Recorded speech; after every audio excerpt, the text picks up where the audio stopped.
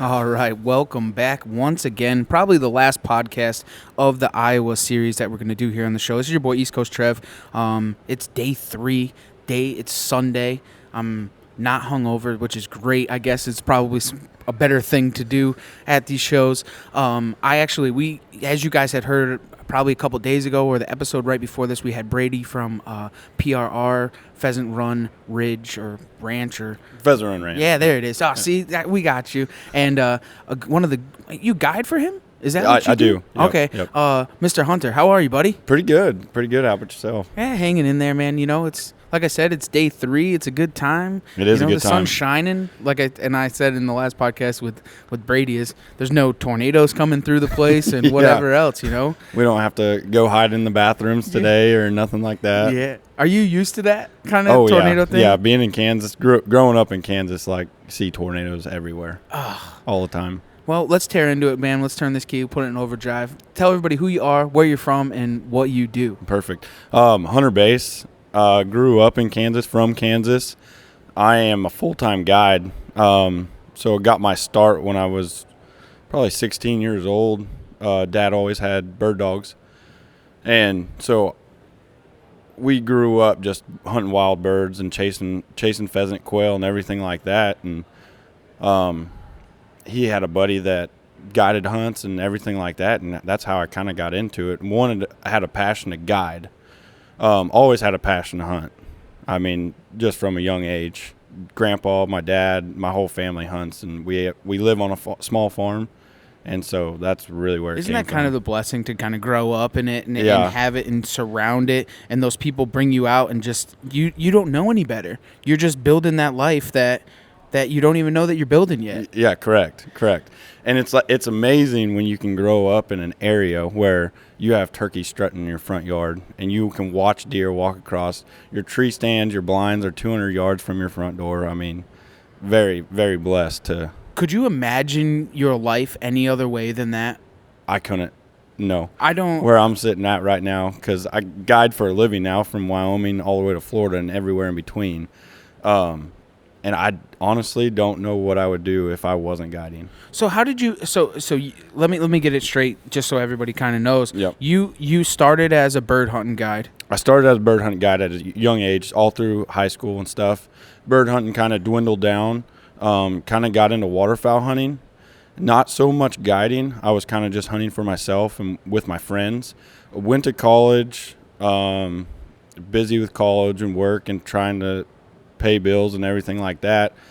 I really only had time to deer hunt in college. Waterfowl hunted a little bit. We'd go on crazy trips to South Dakota, Nebraska, whatever, drive all night, but mainly just deer hunting. And I was fortunate enough to kill 2 very nice, a mule deer in Kansas that scored 192, and then a 182 whitetail on our family farm. Your family farm. On our family farm. So me being a little naive, being from the East, so you have mule deer right in Kansas? Yeah, and on the western side of Kansas, yep. So that side would be?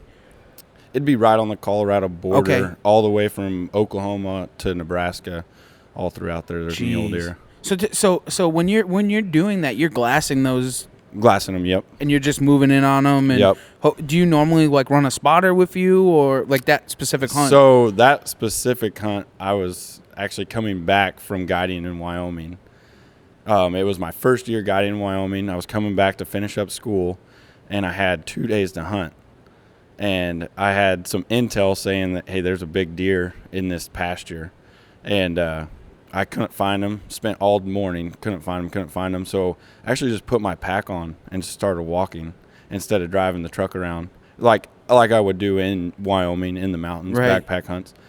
And finally found him, bedded him, and went in there without a spotter. I was by myself and got to 10 yards and put an arrow in him. So when you say bed them, you literally, and dude, listen, I am so naive when it comes to, I don't have a clue as to how this works, because for us, we hunt big timber, and it's big wood. So you're not, spot and stock is not really a thing for us. I mean, people do it, but it's normally in the snow. We're snow tracking or something like that. Correct. So you say bedding them, you get up, you see them, you wait for them to bed down.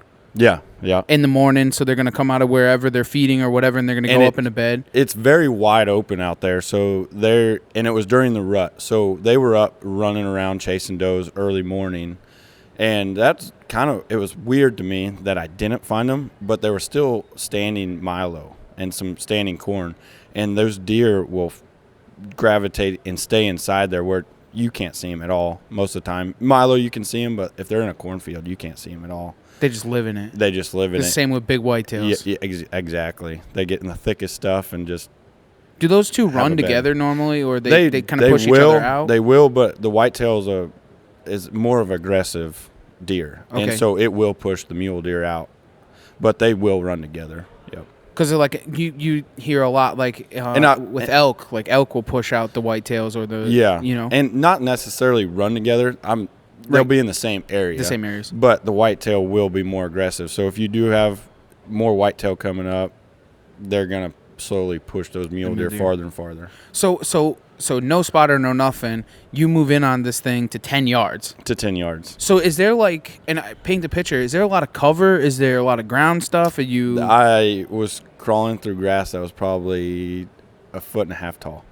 Jesus. And it was just, the wind was perfect. There was a little ledge, and he was kind of behind some taller weeds on the edge of a field.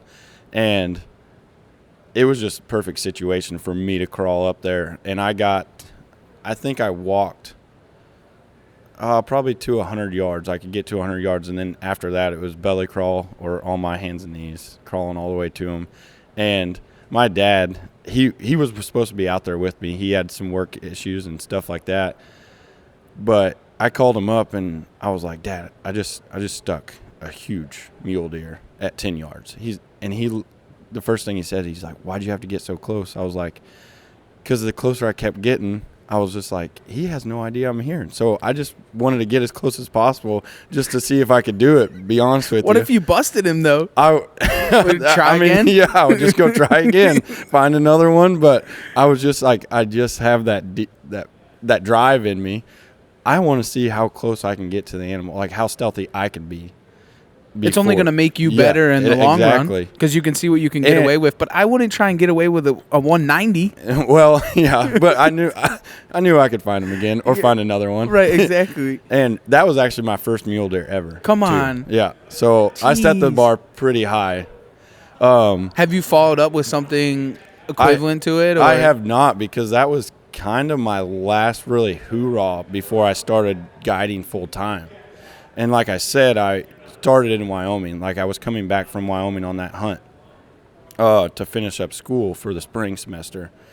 And so after that, I graduated in May, and I had the truck, my trailer hooked up, ready to go, and I left for bear camp as soon as I graduated college that year. So you do bear camp in Wyoming? Yep. And so I work for S&S Outfitters and Guides in Wyoming. And we have spring bear, fall bear season, but usually go up there in spring bear. And I guided spring bear up there for 5 years. I actually gave this year up just because I'm getting more into training dogs and everything. But I would go up there for the first 4 years. I'd go up there, hunt spring bear the whole month of May, and then June, July, and August, we'd just be getting camps ready, getting horses ready, training horses, helping different ranches that we lease, branding and everything like that. And it was awesome because it's like you're living in a tent or a cabin all summer long, no cell phone service. It's just you're up there with you and maybe 2 other guys just working on stuff and training horses. So it's a full-time, training horses, like you're training them to ride or pack? Training them to ride and pack mostly, and just to get these horses ready for our clients that are coming in, making sure they're dead broke horses. So you mean you don't start 2 days before the clients get there? No, it's a long process. A long process to getting everything ready because we're the largest outfitter in Wyoming, and we have 9 different camps in Wyoming right now. We just picked up another one. And so getting all those camps, some of them are tent camps, some of them are packing camps, some of them are cabin camps that we can drive to on private ranches. It's just we have this broad array of everything. Jeez. To get ready for. getting roads ready so when it does snow or it does melt, we don't get stuck back in camp with the trucks and everything. That's nuts. Yeah. What do you think was probably like the craziest experience in the couple of years that you had been out there working with those guys? I have a lot of stories. Really? Yeah. What do you think first one to come to mind? Oh, the craziest. Especially being, you're in the wilderness. Okay, the first one that came to mind, like when we were, that first season I was up there doing spring bear, I was just baiting. Okay. We bait and we sit at the baits, and I just baited for these guys. And there was 4 guys. We did 4 hunts, and every client we have a guide with at all times, like sitting in the blinds. And we hunt in the afternoon. We bait all morning. We eat like a big lunch type dinner deal, and then we go out and we sit all afternoon. And probably the first thing that comes to mind is like my first year up there. We get done with baiting and everything. We get some horses out because all the snow's melted. It's not really muddy. And they're like, we're going to take you on a ride. We're going to go to the top. And I'm like, the top of where? Like, we can get all the way up? It looks like there's cliffs and everything. Oh, yeah, we can get horses up there. And riding on trails where it's like drop off on your right-hand side, and they're like, and then it's like a straight up cliff on the other, and they're like, just little goat paths or something? something? Yeah, pretty much. It felt like. You look at them now, and they're really not that bad after you ride them every once in a while. But, like, the first time experiencing that, it was just like you're puckered up, and you're, like, riding without your feet in the stirrups. Like, you're just sitting there like, oh, please. Like, just keep going. Don't look over. Don't look over. What if the horse freaks out or whatever the case may be? And that's what everybody was like. And I had horse experience prior to that, but it was one of those deals. It's like, I know this horse is feeling my energy, so like I need to be calm. But it was like, again, like, how do you stay calm? Yeah, how do you stay calm when you can just fall? So what's at the top when you get up there? Beautifulness. Really? I don't know the best way to describe it, but it's amazing when you get up to the top and you can just see. And so we're south of Jackson Hole, Wyoming. Grand Tetons are there. And when we got to the top, you could see the Grand Tetons.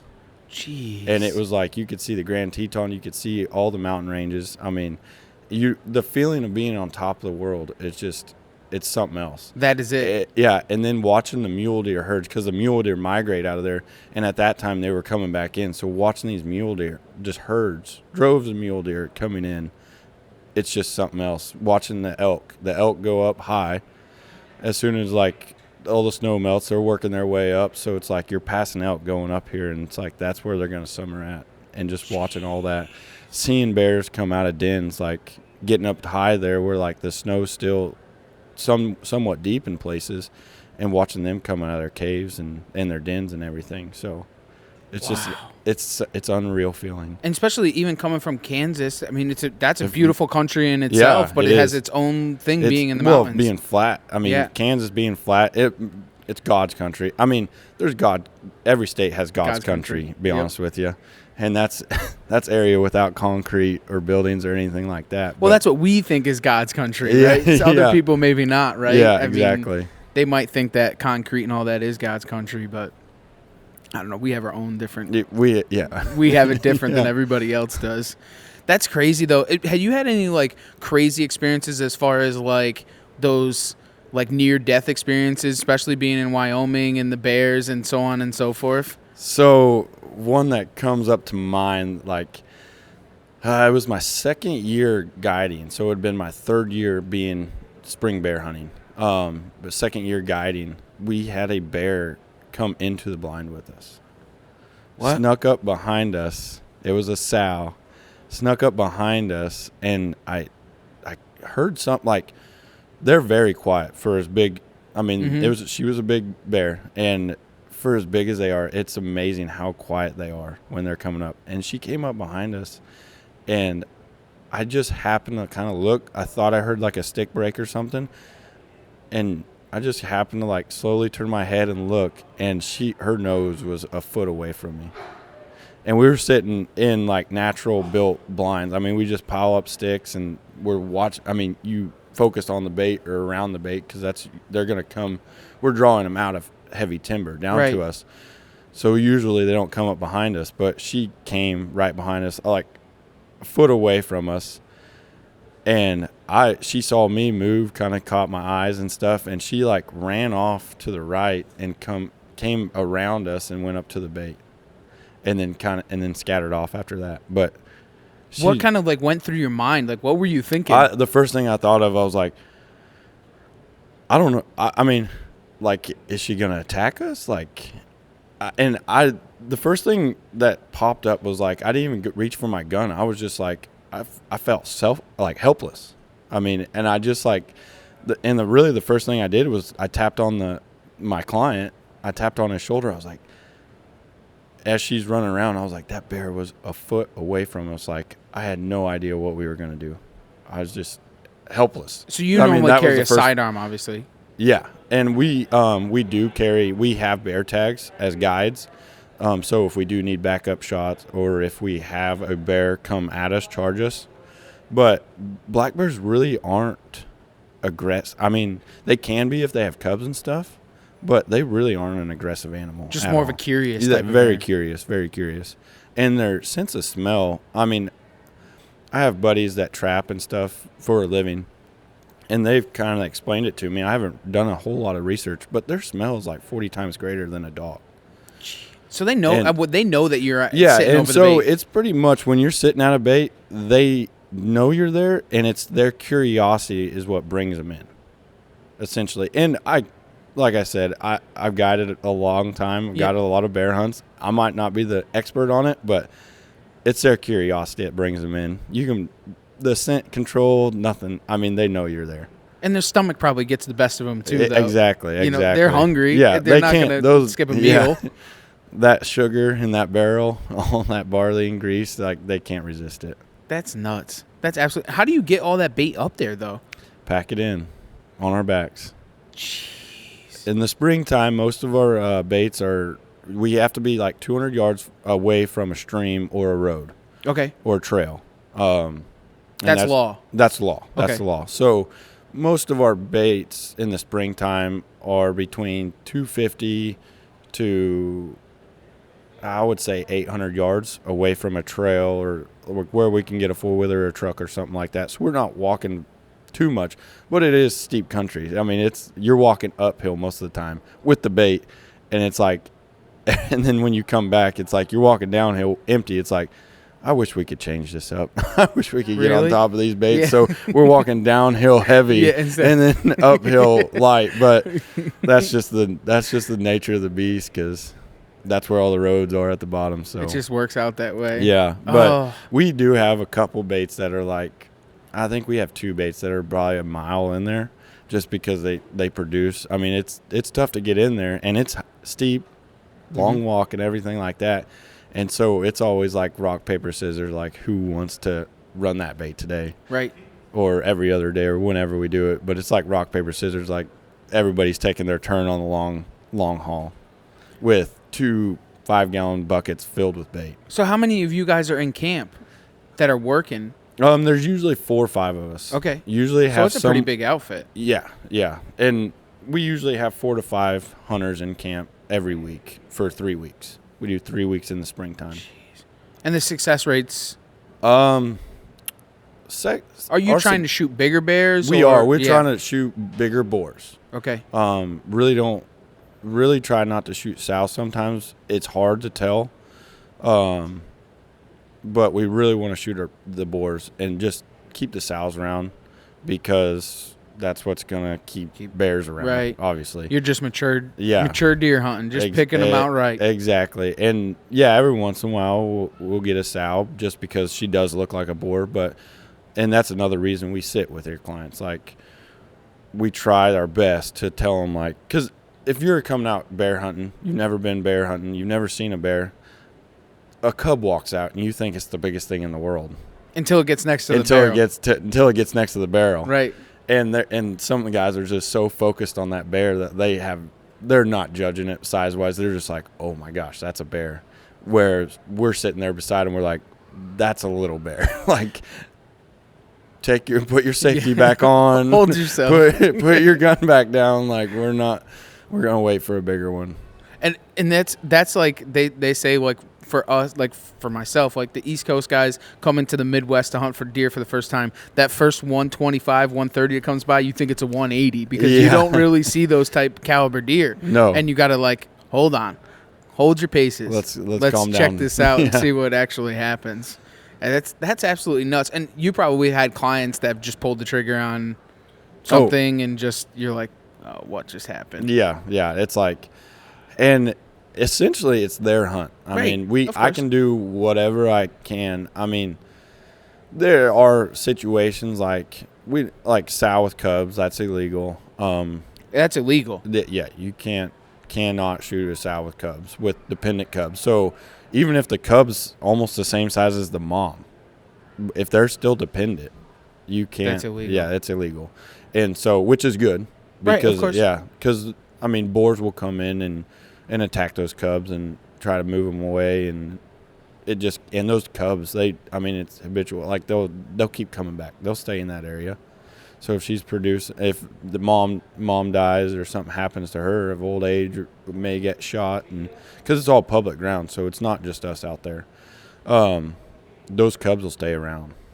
The sows more than the boars. Right. The boars will go out and find their own kind of territory, and it's amazing how fast a boar, like a new boar, finds that territory. Oh, really? Like after you harvest one. Like a big buck. Yeah.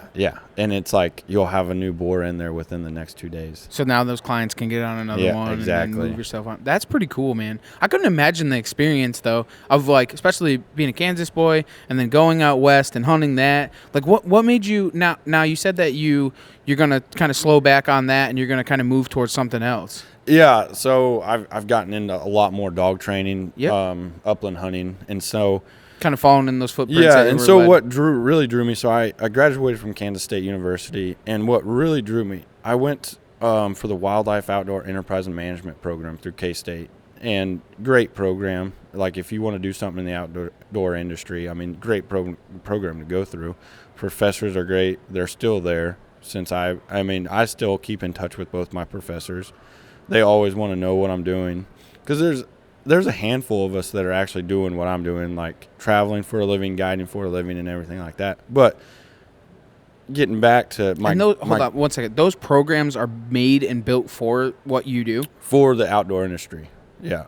That's incredible. They kind of focus it more towards like owning and operating an outfit more than just guiding. It's not like a guide school, but it's more of owning and operating. So the business side of it. Business classes, a lot of hospitality, and then a lot of biology also. So you know what to plant, what to do. I didn't want to interrupt you, but I think it's kind of important that everybody hears that there is a program out there. Yeah, and Wildlife Outdoor Enterprise and Management, K-State, Kansas State University, Manhattan, Kansas, offers it, and I think Auburn has a very similar. And there's more schools. There's even community colleges. I know Pratt had like a 2-year program that was very similar to it. So if you didn't want to do like the 4-year route, wanted to go to a smaller school, not pay as much, like there's other options out there. So you really benefited from doing those things. I did business-wise. Honestly, business-wise, I really benefit. I had the hunting down. I've been hunting my whole life. I didn't need you were built into it. Yeah, I didn't need someone to tell me like, well, this is how you hunt, this is how you guide. I didn't need that. And that's what really, I didn't want to go to a guide school. They have guide schools everywhere out west. And I'm not saying they're bad at all. It's just not what I was looking for. I wanted more of a business side. I wanted to figure out how I could own the outfit. So is that what you're trying to do now? Yeah, essentially. Right now, I just kind of like freelance guide. I don't want to be tied down to anything yet. I'm 26 years old, and it's like I kind of just want to go wherever the wind blows me. Experience it. Yeah.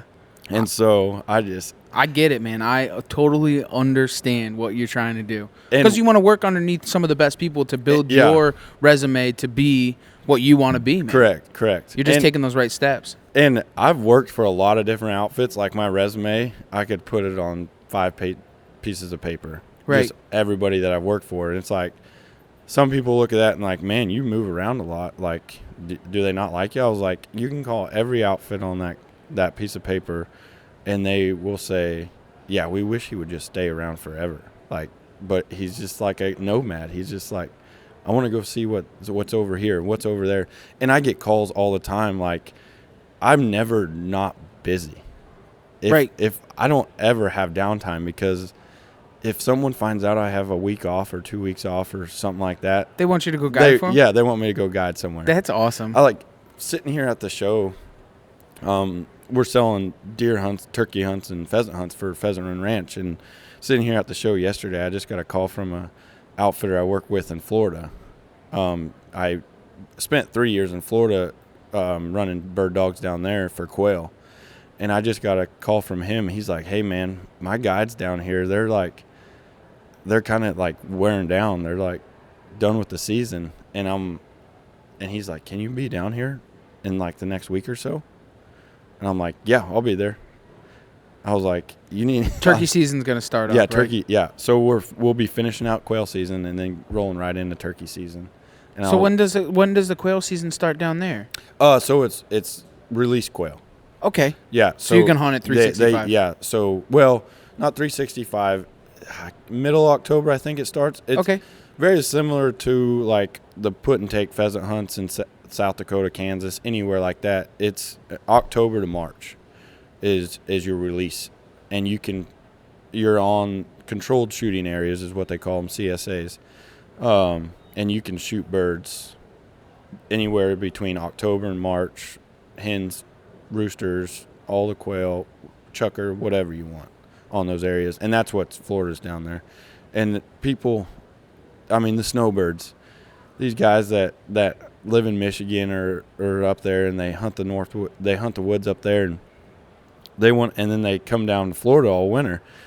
They want to hunt, and it's huge down there. Quail hunting is huge in Florida, which a lot of people don't know. No, I had no clue. Yeah, a lot of people don't know, but it is huge. So what kind of ground are you hunting down there, though? They're big palmetto forest. Okay. Yeah. So that's got to be pretty nuts. You go through, different. Yeah, you go through and you chop all those palmetto. It's just like an ocean of palmettos. You go through and you chop all those down and leave little thickets of palmettos, just 10 by 10, 20 by 20, whatever you make, and that's where the quail live. And they just pile right in there. Yeah, they just pile right in there. And then you go and you shoot them mm-hmm. up. That's nuts. So virtually the guys, all the retired old snowbirds come down there. Yeah. And they just want to keep it going. They just want to keep it going. Like I had regulars. I mean, they hated that I came back to Kansas and started doing pheasant hunts more in the Midwest, and because they were like, Hunter, it was so nice coming out like once a week and hunting with you, and it was just like someone going to their hair appointment. It was like they were just going to their those are your buddies. Yeah. That's so cool, dude. So do you bring your own dogs down there, or they have their dogs? No, they do have a kennel full of dogs, but I train my own dogs, and I have 7 dogs at the moment, English setters and German shorthairs, and then I also have English cockers. So what's an English cocker? It's a flushing dog. So it's a little bit smaller. It's about, the one I have, my main one, Dolly, she's about 18 pounds. And they just flush. And yeah. They run tight like a lab? They heel. Okay. I have them heel at my side, and then we'll walk around or be in a buggy. Oh, okay. And my pointers are out there just running like wild men. And they're out there running. They'll go on point. We'll walk up to the point, and then I send Dolly and give her command. She goes in, flushes all the birds up, and then the pointers and the flushers, they start retrieving everything. That's nuts. I've got to the point where I barely even have to move. Like, all the dogs just bring all the birds back every time. That's nuts. So you don't even, because like when I pheasant hunt, I've always had pointers, and they would point, then you would flush the bird. Yeah. And they would stay pointing, and then they would go and retrieve the bird and then come back to you. So you've actually trained your dog. I have a flusher to go in there and do all that for me. That's like that's like the perfect world, right? It is. And honestly, I would have never got into flushers had I not been in Florida, because it's a big South Georgia, Thomasville area, very well known for quail hunting. Huge quail plantations down there. And that's these English cockers. That's what they use, is these little English cockers to go get these quail up. And I've going back, I was in Florida for 3 years guiding quail hunts. And then last year I did not go back to Wyoming to train horses or help out on the ranches. I actually went to Weatherford, Texas, and trained bird dogs with Klein Strickland. Very, very good dog trainer. Trains a lot of guide dogs. He's getting more into the trial stuff, but he's been doing it for probably 35, 40 years. Wow. Just has a huge kennel full of dogs, but, just hunting dogs. We want dogs that'll go out and find birds, whether that's in South Texas, West Texas, Florida, wherever we may be. Like, he really focused on the English pointers, and that's what I trained a lot of. So those are those big 400, 500-yard ranging dogs, and then you have your English pointer, or you have your German short hairs, and usually they're a little bit closer. A lot of guys use them for pheasant hunts, so we have this huge, wide array of different dogs. It's That's fun. nuts. And so do you, when you guide in Kansas or whatever, you're hunting back home, do you run the same type of spread with all the dogs? I do. So then Dolly goes out and flushes up the pheasant? It's cool. So I got into training dogs. I was like, I looked at all these old cowboys that I was riding horses with, and I'm like, they get off their horse and they're hunched over and they're 55, 60 years old. I'm like, I don't want to be like that. Right. And I figured out, like, dogs were way easier to maintain, just everything. I'm like, I think I'm going to go to dogs. Got hooked up with Klein, great mentor. Taught me everything I know. And then now this year, I'm just kind of breaking out on my own. And I wanted to get back to the Midwest because I love Florida. Don't get me wrong. I love quail hunting down there. I love turkey hunting.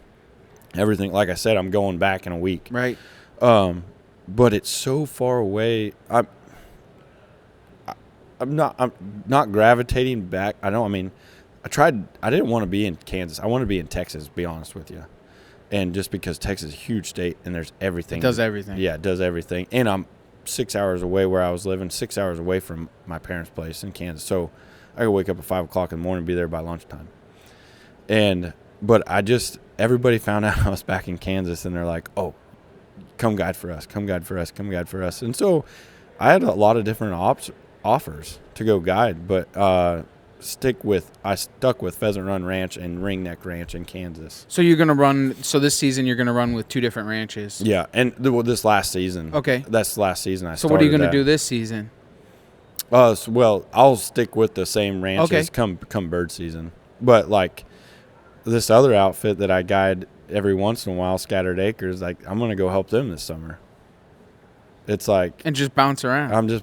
And they're all within like a 2-hour radius of like where my parents' place is, and then where all these other outfits are.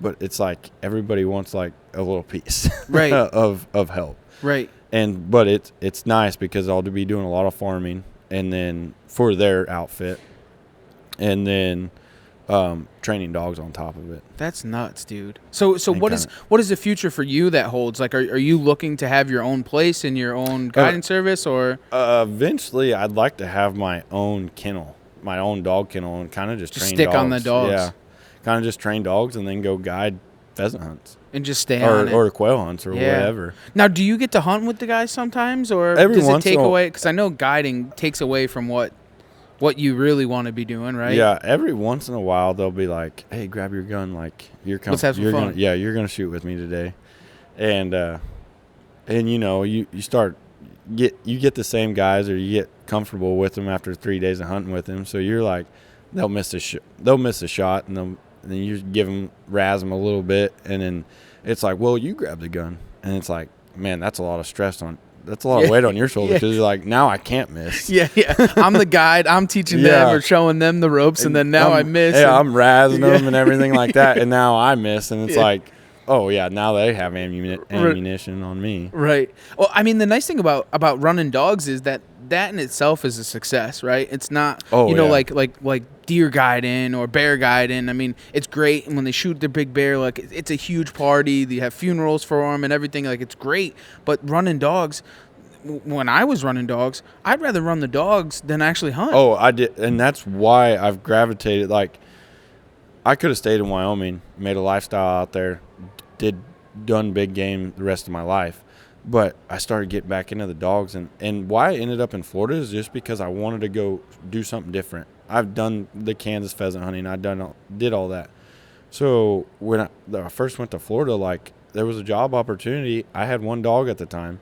They had a kennel full of dogs, and I was like, I'm gonna get back into the dogs.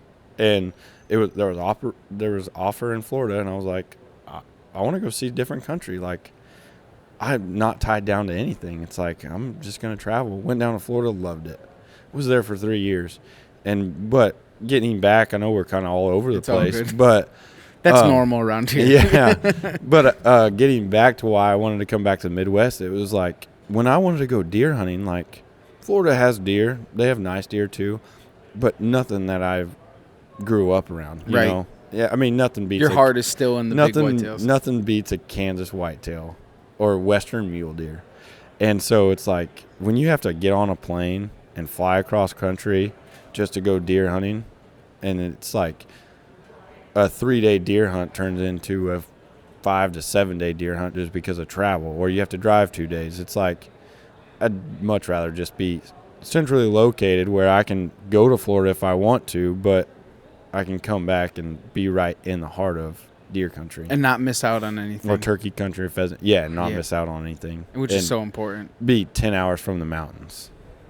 So you had the best of both worlds. You're just centralized and can go and do what you want. I finally, like, I love Florida. I wish I could be down there, but being centralized makes my life 10 times easier. Just doing what I'm doing because, like I said, so for everybody, like, kind of listening to this, I mean, we are all over the place. But essentially, I used to, like, last year, my schedule was May 1st.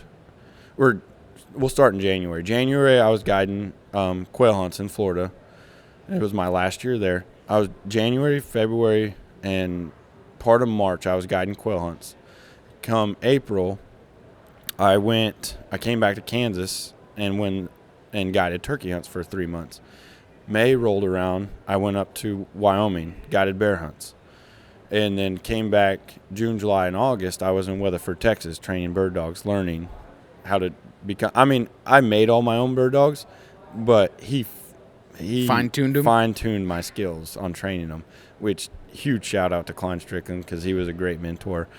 And then September rolled around. I went back to the mountains to chase mule deer and bugle and elk because that's really my true passion is archery elk hunting or big mule deer. And so all September I was either guiding an archery elk hunt or I was chasing a big mule deer up there in the mountains. For yourself? No, for guiding. Guiding. Went back to S&S Outfitters and was guiding mule deer and elk. How do you find time to do it for yourself, though, man? Well, I did take 10 days off at the end of September to elk hunt. My dad came up, and we did take 10 days. And we were being picky. They were herded up, so it was tough with the big ones. Mm-hmm. And we kind of made a pact. We were like, we don't want rack. I mean, we have plenty of time to go do all this stuff. We really we were being picky and wanted nice elk. Hunt, yeah. Mature elk. And so we had a lot of smaller raghorn, young raghorns, spikes, cows, everything like that. And we had meat in the freezer because we had harvested 2 cows the year before. So it's like we didn't need to fill a freezer. And so we were just being picky. And it was nice to be up in the mountains with your old man for 10 days. I mean, just that. We couldn't even, we could have just left our bows back at camp every day. But just being up there with the old man, I mean, just brought back a lot of good memories, like young and stuff. And he got to see what you did now. Yeah, Had that been the first time that he had gone out and done that kind of stuff with you? So he elk hunted as a kid, like teenager. My grandparents always went out to Colorado and they elk hunted and everything. But just not with you. This was your first two together. Yeah, us two together elk hunting first time. So you were just there for the good old time. Yeah, and he was too. I mean, it was like, yeah, we have elk tags in our pocket. We spent $1,000 on them, but if we don't fill them, I mean, not a big deal. We're just having a good time. That's so crazy. And that's one thing. So like I said, I was guiding mule deer hunts and elk hunts, and then I took at the end of September after I was done with everything, I took that time, and it was so nice to not be stressed out. Because when you get guys come into camp for 5 days, it's like you put a lot of time into scouting, figuring out where these deer are, where these elk are, where the elk are going to be because they're moving all the time.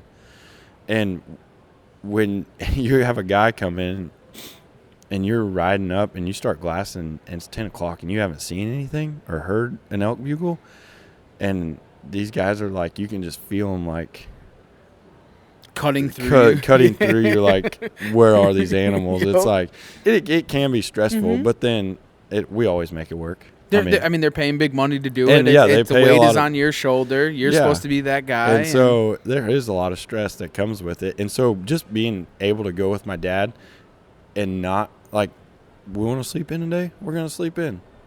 Or just wake up and watch the sunrise. Like we don't have to go wake up at 5:30, run to the top of the mountain just to be there and make sure we know exactly where these elk are. Like, I bet you we're just he's gonna so take- proud of you that Oh, he he gets is. to watch you. very envious because Really? he's like, yeah, because he, like everybody, most people in the Midwest, you get out of high school or college and you just go work a 9 to 5. Like that's not a lot of people get I out. think that's and just life experience in it. general. Yeah. And it's one of those Yeah, things. and it's not even Midwest, but just everywhere it's like that.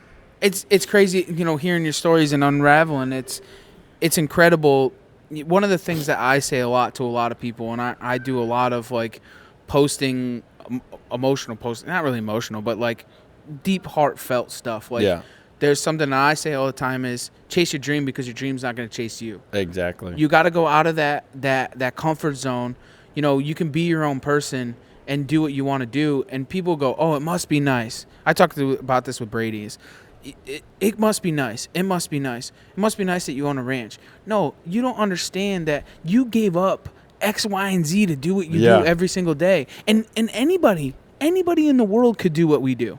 They could have a podcast. They could be a guide. They could have their own ranch. They could have all that stuff. But they don't want to go and do it. But they want to then say, oh, it must be nice. But you can do it too, man. Everybody can do it. I bet you there's drive. I bet you there's so much struggle that you've been through to get to where you are today. A lot. I mean, I did get coming right out. I did an internship through that WOM program, and I went out west.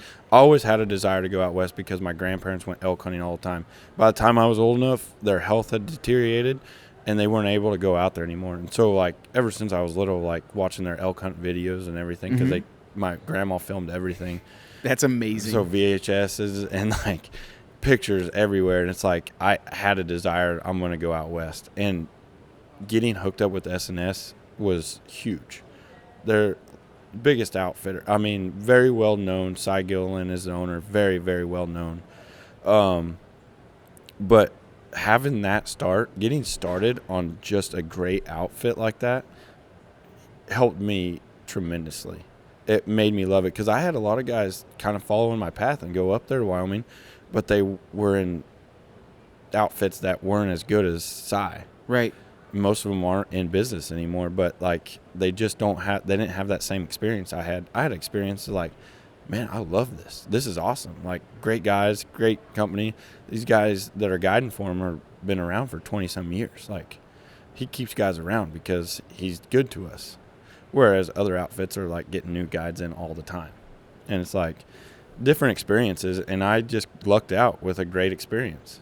And now you can just live. And now and it opened up so many doors, like avenues of like what I can do. Like I'm pretty much guiding I hunt year round. Whether that be birds, elk, mule deer, whitetail, turkeys, bear, and anything. That's amazing, man. Well, before we wrap this thing up, I got one last question for you, man. And you've probably answered it 10 times throughout this, but you probably have a special answer for it. And that's what drives you outdoors, Hunter? Just seeing the smile, like guiding, seeing the smile on people's faces after a successful hunt. Like that's what really drives me, to be honest with you. I get giddy. I get probably more giddy than most of my clients do, just because seeing their reaction and everything like that. That's really what brings me outdoors. Like bringing kids out, bringing 65-year-old guys out. I mean, it doesn't matter. Just seeing someone else with a huge smile on their face or spending it with family and friends, like that's what really drives me to get outdoors. That's amazing, dude. That's a great answer. Honestly, I like it a lot because there's not many people who have that passion and that have that. I don't even know how to explain it, but they have that love for the success of somebody else. Yeah. I think in the industry, not to be negative, but some people they don't have that. They have a jealousy act of like Exactly. they shoot bigger ones. So there's a special place for someone like you, man, that has that passion and that love for it, bro. And honestly, that was instilled to me like my grandpa and my dad, because my grandpa and my dad put more time into getting me and my brother out there and letting us harvest our first animals, or being the only ones to harvest animals, that I really like took that to heart and was like, I see how happy they get for me when I was a little kid. And then I just keep carrying that on to everybody. Like everybody I take out, it's just seeing how happy they are is just amazing. That's an amazing thing, man. Well, where can everybody kind of follow along with you and what you do and what's going on in your world? It's kind of it's hard to follow me. I don't probably post as much as I should on social media, but HBase57 on Instagram, and then Hunter Base on Facebook. And like I said, I don't post a whole lot. I'm just busy. You're busy working. I'm busy just hustling. But yeah, that's where you can kind of follow me if you want to try to keep up with me. But I'd love to be back on the podcast sometime. Absolutely, man. This is a place for you, bro. You can be here anytime. We appreciate you joining us, and I'm really looking forward to watching you grow and all the things that you do, and keep that passion in that heart, man. And I hope that everyone goes out and checks you out. And for everyone else, thanks for taking the ride right here on the Outdoor Drive.